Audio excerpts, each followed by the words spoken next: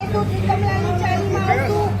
Commissioner સાહેબને બોલાવશું ને પછી એનું આગળ તમારા માટે કોઈ આવ્યું નથી. મેડમ નહીં હાજર નહીં બોલાયો.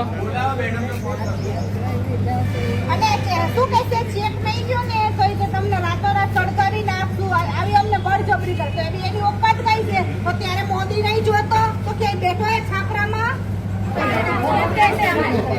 મારી નાખશું અમે ચાલી નાખશું સમજી તમે નહીં લેવા અને આ વસ્તુ અમે બીએસએસ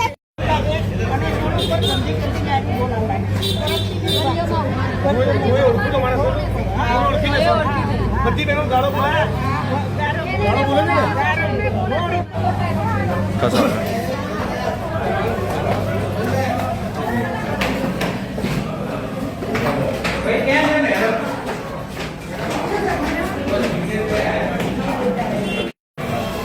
આ બાજુ પીએસઓ કોણ છે અહીંયા